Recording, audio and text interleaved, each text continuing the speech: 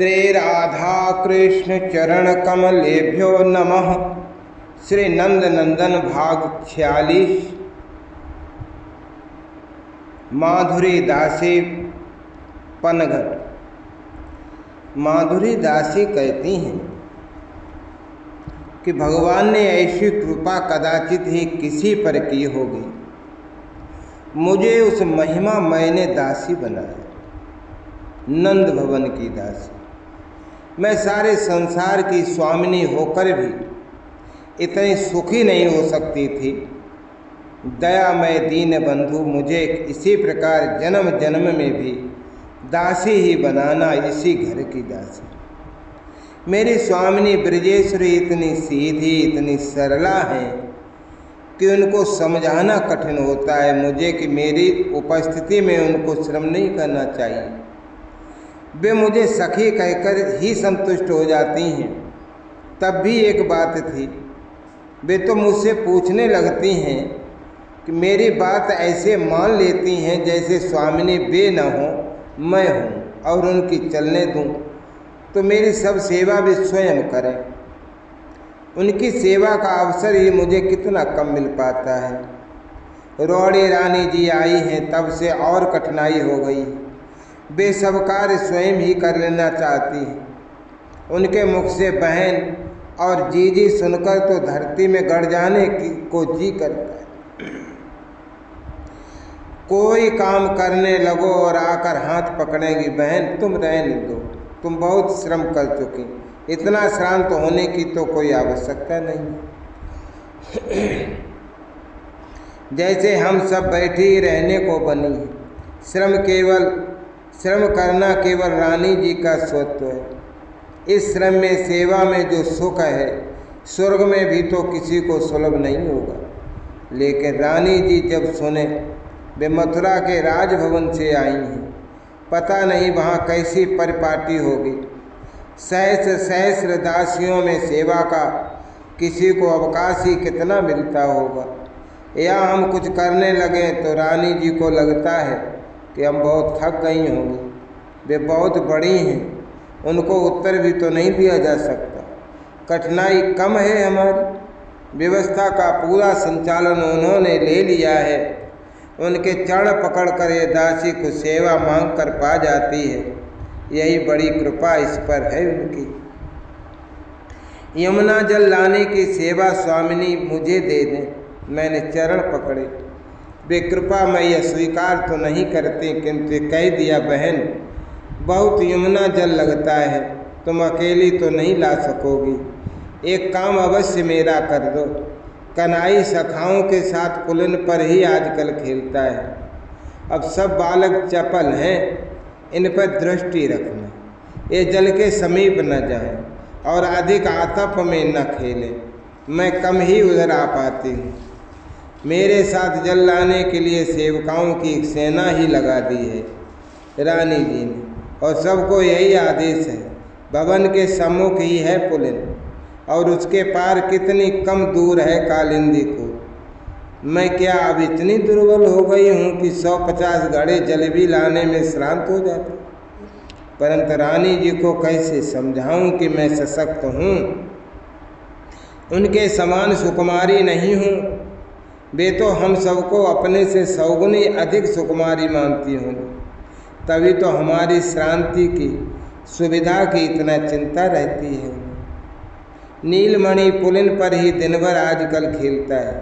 इसे देख लेने की लालसा से ही तो मैंने जल लाने की सेवा मांगी थी। और हमारी रानी जी मुझे तो अंतर्यामिनी जगदम्बा भगवती लगती है। जब मन में जो लेकर इनके समीप जाती हूँ, कण मांगने जाऊं तो बिना मांगे मन भर देंगे।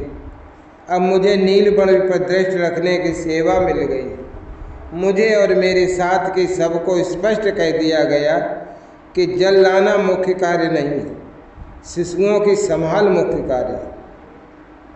हम संभालेंगे श्याम को। आधी घड़ी भी नहीं बीतेगी और स्वयं रानी जी झांक जाया करेंगे। मेरी ब्रजेश्वरी स्वामिनी तनिक तनिक देर पर आती रहेंगी। नीलमणि की ताइयाँ, चाचियाँ, दूसरी सब गोपियाँ तो पुलिन पर ही मिलनी है हमें। सब सम्मान्या हैं हमारी। सभी के शिशु हैं और नील सुंदर पर किसका स्नेह कम है। हम इसे देखने का लोभ लेकर जल भरने की सेवा मांगने गई और रानी जी ने इस लाल को देखने की सेवा ही सौंप दी। ये मेरा लाल मेरा ही तो है ये। बोलने लगा तब से चाय जब अंक में आ बैठता है। इसे तो हम सबको केवल माँ कहना आता है और जब वो गोद में बैठकर अपना छोटा सा सुंदर मुख ऊपर उठाकर माँ कहता है, दूध से अंचल तो वृद्धा मुखरा का भीग जाता है। मैं तो अब भी बुढ़िया नहीं हूँ। अब यहाँ गोकुल छोड़कर आ बसने पर क्या ये नवीन प्रथा प्रचलित हो गई? गोकुल भी तो कालिंदी कूल पर ही था। जल भरने का काम तो सेवकाएं ही किया करती थी। वहाँ गोप कुमारियाँ केवल गृह में पूजा के लिए छोटे कलशियों में जल ले जाती थी। गृह स्वामिनी विशेष अतिथि के लिए विशेष पूजन के अवसर पर ही स्वयं जल भरती थी। किंतु यहाँ क्या अब सबको सेवकाओं के द्वारा लाया जल अप्रिय हो गया? अरे मेरा यह नीलमणि सखाओं के साथ पुलन पर दिन भर खेलता रहता है। इसे देखे बिना किसी से रहा नहीं जाता। ये स्वयं सबके घरों में चला जाता था। वहाँ गोकुल में तो सबने उलाना दे देकर स्वामिनी को इतना तंग किया कि अंततः उन्होंने इस सुकुमार को उखल से बांध दिया। श्री नारायण जी ने रक्षा की, अन्यथा कितने बड़े थे वे दोनों अर्जुन के वृक्ष। दोनों समूल उखड़ कर इसके समीप ही तो गिरे। शिशु डरेगा नहीं, अब किसी के घर कैसे जा सकता है? अपने उलाहनों का फल भोगो। ये सबका स्वयं जल भरने को आना इसे देखने का बहाना है। मैं क्या इतना नहीं समझती? यहाँ हमारा नंदगांव अर्धचंद्राकार कालिंदी किनारे ही तो बसा है। पूरा कूल समतल है। कोई भी अपने गृह के सम्मुख स्नान करे, जल भरे, किंतु सबको जब केवल जल ही भरना हो तब तो अब तो बरसाने की भी बहुत सी यहीं आने लगी। जल भरकर देर तक बैठी रहेंगी, सिर पर घट उठाए मार्ग में खड़ी खड़ी बालकों की क्रीड़ा देखती रहेंगी। मेरे मोहन को देखकर क्या किसी को अपनी सुध-बुध रह जाती? अरे मेरे जैसा ही मन तो है सबके समीप। अर्जुन, तू इसके बड़े घट पर कंकड़ मार सकेगा? ये नीलमणि तो बहुत ही चंचल हो गया। अर्जुन तो बहुत सीधा बालक है, वो क्यों किसी का घड़ा फोड़ने लगा? अरे नहीं, ऐसा नहीं करते। ये मैया से कह देगी तो मैया फिर मारेगी। मैं मना करने लगी थी किंतु बालक कहाँ मेरी सुनती। नील सुंदर ने कंकड़ मारकर इसके बड़े घड़े में फट से छिद्र कर दिया। देख, अरे देख देख कैसे पानी की धारा निकली, मेरी अंगुली जितनी धारा। ताली बजाकर कन्हई हंसने किलकने और कूदने लगा है। भड़ाम बहुत क्रोधी लगती है वो। इसने तो अपने सिर के दोनों घड़े और कच्छ में दवा घड़ा भी पटक दिया। हंसते ताली बजाते ये बालक भाग गए एक ओर। ये श्याम की पीठ पर लहराती अलके ये अब भी हंसता और हिलता जा रहा है। इसका हाथ इसका भागना देखकर तो ये भी हंस पड़ी। चलो अच्छा हुआ, मैं तो डर गई थी कि ये जाकर ब्रजेश्वरी से कुछ कहेगी तो वे पता नहीं क्या करें। मैं मैया से कहूँगी कि घड़ा मैंने फोड़ा है। भद्र अब अपने सखा से कहने लगा, तू बोलना मत, इसे उलाहना देने आने दो, मैया मुझे नहीं मारेगी। ये क्या उलाहना देने आवेगी? मुझे तो ऐसा नहीं लगा। हंसती चली गई अपने घर। किंतु भद्र कितना भला है, मेरे नील सुंदर को बचाने के लिए कितना उद्यत हो गया। अनुमान मुझसे अधिक नन्हे भद्र का ही सत्य निकलेगा। ये मैं कहाँ जानती थी। ये केवल वस्त्र बदलने अपने घर गई थी। आज तो बड़ी सरलता से बालकों ने मेरी बात मान ली थी। मैं बुलाने गई नीलमणि, भैया बुला रही, सबके साथ आकर कलेव कर लो। सब लगता है भूखे होंगे। श्याम शीघ्र दौड़ आया मेरे समीप और सबके सब मेरे चारों ओर ऐसे ही लिपट जाते। बालकों ने कठिनाई से कलेऊ किया और ये तो आ धमकी। अब लेकिन भद्रो बोल उठा, मैया इस गोपी का घड़ा, मैंने इसका एक घड़ा फोड़ दिया। नील बड़े बीच में न बोलता तो उत्तम होता। भद्र भी रुष्ट होकर इसे देखने लगा है, किंतु मेरा लाल सखा को असत्य क्यों कहने दे? ये तो सदा सखाओं के अपराध भी अपने मानता आया है। तूने घड़ा फोड़ा? ब्रजेश्वरी का स्वर सुनकर मैं धक से रह गई। इसके सिर पर 2 घड़े थे मैया, इतनी बड़ी बड़ी। नील सुंदर दोनों हाथ फैलाकर बतलाता, एक इसने कच्छ में ले रखा था, इतनी तो ये दुबली है, लगता था कट पर से टूट जाएगी, ऐसे तो ये चलती थी। अब मटक कर चलकर ये नटखट दिखाने लगा तो किसी की हंसी रुक सकती? कहता है मैंने तो इसके एक घड़े में छोटा सा छिद्र किया था, सब घड़े इसने स्वयं पटकर फोड़ दिए, तो इसे मार लगा।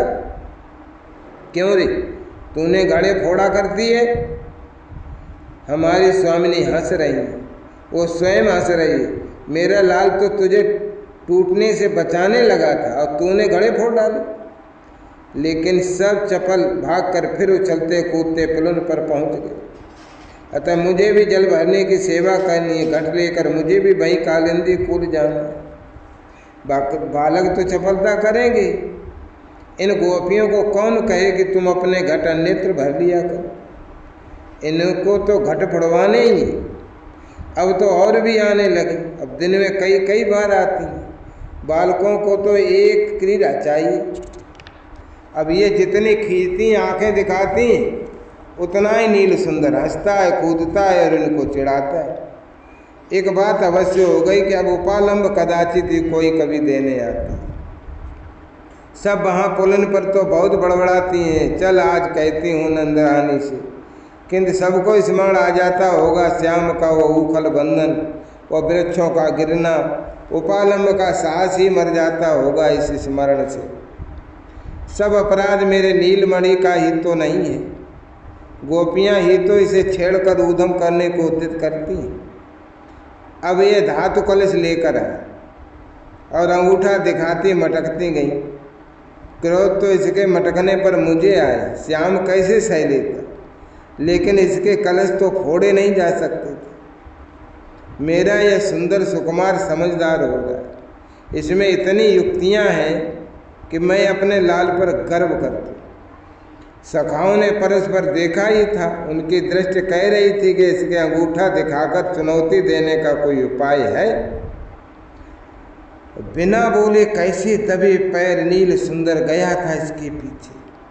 एक कलश भरकर इसने तट पर रखा, दूसरा भरने लगी तो तट का कलश इसने ठेल दिया। जल गिराता हुआ तो लुढ़कता हुआ यमुना में चला गया। अब दूसरा तट पर रखकर पहले को निकालने पड़ी तो ये भी जल की ओर चल पड़ा। अब कट से ऊपर जल में उतरकर निकाले और भीगे, फिर मेरे लाल को अंगूठा दिखावेगी। ये मुझे हाथ जोड़ने लगी है। मैं क्या कहने लगी अपने स्वामिनी से, मेरा नील सुंदर सखाओं के साथ सुप्रसन्न हंस रहा है इसे देख देख कर। ये घड़े फोड़ता तो भी तो इतना ही भीगती। अब इन गोपियों को कोई और काम रहा नहीं। ये क्या रात दिन मेरे मोहन से उलझने की ही सोचा करती। ये अकेला कलश लेकर आई है, अंगूठा दिखाकर मटक कर मुस्कुराती, इसलिए मुझे भी देखती जाती। सचमुच मेरा कन्हई इसका क्या कर लेगा। माँ नील सुंदर मुख पर तर्जनी रखकर मुझे चुप रहने का संकेत कर रहा। ये तो तट पर वस्त्र कंठाभरण भी रखकर कलश लेकर स्नान करने उतर गए और ये श्याम झुका आ रहा है। ये क्या इसके वस्त्र था आभूषण जल में डाले? अरे ये तो वस्त्राभरण सब समेट कर भाग खड़ा है। सब बालक ताली बजाकर हंसने लगे, सब कूद रहे हैं। कन्हई कहीं छिपा आया इसके वस्त्र। मैं जानती हूँ, देखा है मैंने कि ये कहाँ गया था, किंतु मैं क्यों बताऊँ। मुझे संकेत से मना कर रहा है। अब तूने जिसे अंगूठा दिखाया था उसके हाथ जोड़। ऐसे कैसे तेरे वस्त्र तुझे मिल जाएंगे। तो खींच चाहे जितना, किंतु तेरा अपना पुत्र भी इस समय अपने सखा का ही साथ देगा। मैं कल बहुत डर गई। मोहन जब इतना उद्यमी हो गया है कि ब्रजेश्वरी अब क्षमा नहीं कर पावेंगी, मुझे समझ में ही नहीं आता था कि क्या करूं। कल बरसाने की कुमारियां आई, छोटी छोटी कलसियां लिए जल भरने।